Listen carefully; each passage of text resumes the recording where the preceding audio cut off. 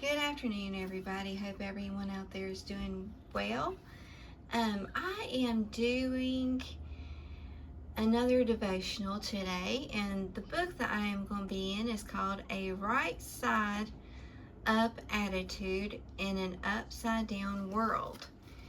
I want to start off by saying where I've started this new devotional, it's got quite a things that you can do yourself. A lot of things I'll leave blank, and then you just think about it and you add it in yourself as we go through this devotional. But so you'll need a pencil and a piece of paper. So I will start. This devotional today is from Matthew chapter 5 verse 3. And it starts off by asking you this question: why is being poor in spirit essential for God's blessing? Blessed are the poor in spirit, for theirs is the kingdom of heaven. Take a minute and read Matthew 5, verses 1 through 12 again. Jesus begins with his message by answering the simple question: what does a true child of God look like? Who would know how to describe the heart of a true believer than Jesus himself? Finish this statement from 2 Timothy 2, verse 19. Nevertheless, the foundation of God standeth sure, having this seal. So you go ahead and fill in that blank yourself. Okay, Charles Spurgeon divides what we call the Beatitudes from Matthew 5 verses 3 through 12 into what he calls a wonderful perfect chain of 7 priceless links, with Matthew 5 verses 10 through 12 as a benediction upon the person described in the 7 Beatitudes. When their excellence has provoked the hostility of the wicked. The Sermon on the Mount, Charles Spurgeon, copyright 2014, Titus Books, Kindle edition. Finish the list of the character traits from the Lord's message in Matthew 5 verses 3 through 9. Then take a minute and commit these 7 to memory. Okay, now it will list a couple of them for you, then it will have you to list the others, okay? So number 1 is the poor in spirit. Number 2 is they that mourn. Number 3 is thee, and then you fill in the blank. Number 4, they which hunger and thirst after righteousness. Then number 5, you fill in the blank. It just gives you thee and then blank. The pure in heart. Then number 7, they leave it up to you to do thee and then blank. This list shows a great amount of growth in the character to go from poor in spirit to pure in heart, and then become a peacemaker is an amazing work of God in any life. How would you grade your spiritual growth in the past 2 years? So you answer that question. Did you give yourself an A for excellence, a C for average, or an F for failure? Compare where you are from where you've been and where you want to go in 2 years.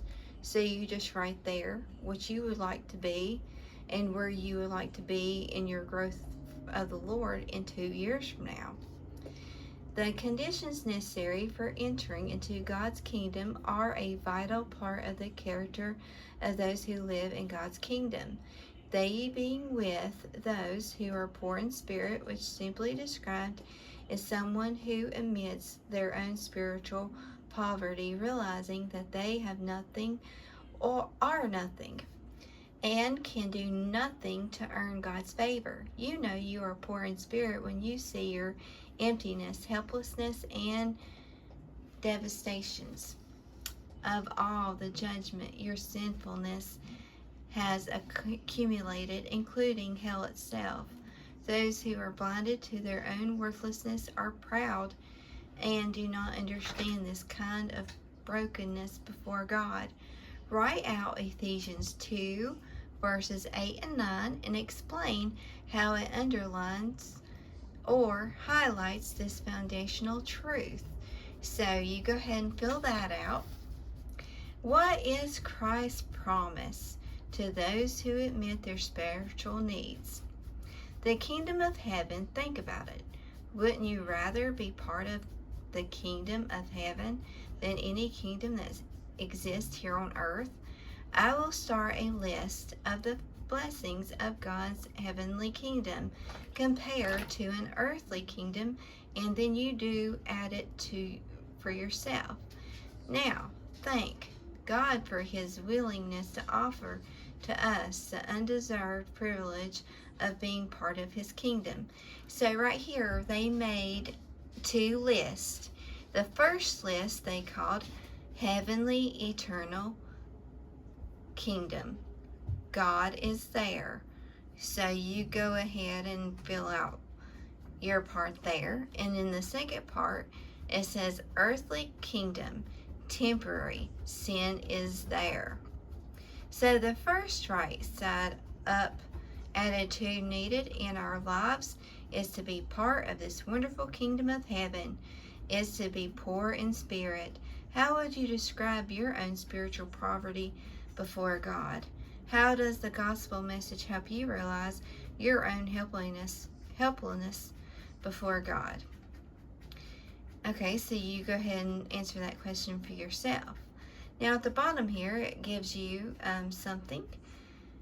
To this will I look, even to him that is poor and of a contrite spirit, and trembleth at my word. Isaiah 66, verse 2. And that will include the devotional for today. And tomorrow I will come with another one.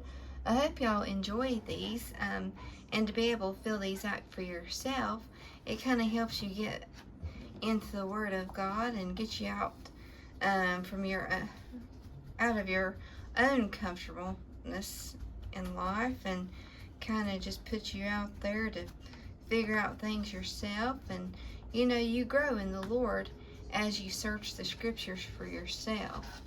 So that's my heart's desire in these devotionals that I share with you, is that we can grow in the Lord together. We all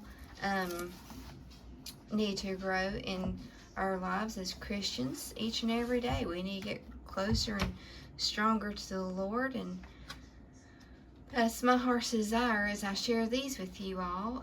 There's quite a few of these, so I hope they're a blessing to you all. I'll also be doing them myself. So I hope y'all have a wonderful and blessed day today. May God richly bless y'all.